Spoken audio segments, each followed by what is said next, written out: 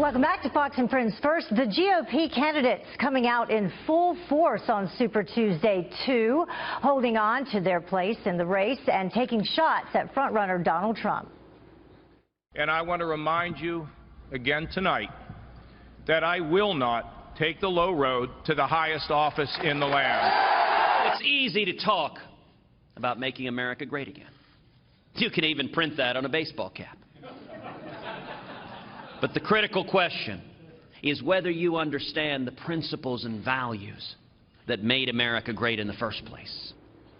With all the focus on blocking Trump, will the eventual nominee be fully prepared to face Hillary Clinton in the general election? Let's ask Daniel Halper. He is the online editor for the Weekly Standard. Thank you so much for joining us. Hey, it's great to see you. You know, it hasn't just been the Republican candidates who have taken aim at Trump. In the last town hall, the Democratic candidates, they took aim at him too. So are the Republican candidates, whoever gets the nomination, going to be prepared to face Hillary Clinton? Yeah, look, I think they will. I think an exciting, vibrant election is good for Republicans. The Democrats had this in 2008, where Hillary Clinton and Barack Obama were really at each other's throats until June. They obviously used that momentum and that interest in the election to propel Barack Obama to victory in November. So I think this is beneficial to the Republican Party to have a engaging electorate, to have a high voter turnout, to have people tune into their debates and to see them on TV and to see what they have to say. This is all a good thing for the eventual nominee, who now we can probably, you know, it seems like we're getting closer to a Donald Trump as a nominee. It also, by the way, puts off this, I guess, you know, third-party considerations for other conservatives who might be disgruntled with Donald Trump as the choice.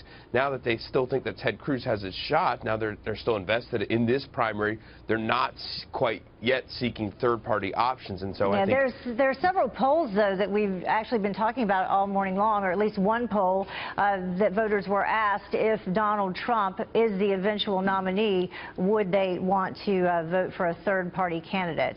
And overwhelmingly, it was in favor of that, even though there is no third-party candidate. Exactly. But I'm saying that this puts it off. So instead of Ted Cruz or conservatives saying, gosh, well, we lost in the Republican Party, let's go find our own party, now that it's an engaged process, that they're still in this process and that they're not seeking a third-party contest.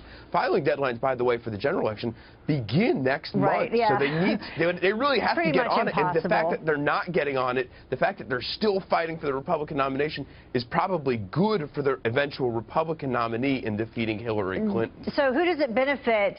One of the big things that happened, Marco Rubio, he dropped out. Who does that benefit? You know, it seems to benefit Ted Cruz or the not Donald Trump campaign. Marco Rubio was really going at Donald Trump for the last few weeks of the campaign, so it does seem to benefit. But nothing has been so clear-cut in this campaign. It could benefit John Kasich a little bit in the short term as well. There could be some people who go to Donald Trump. I wouldn't be surprised. But mostly, I think Ted Cruz is probably the biggest beneficiary. So we have three. We're down to three.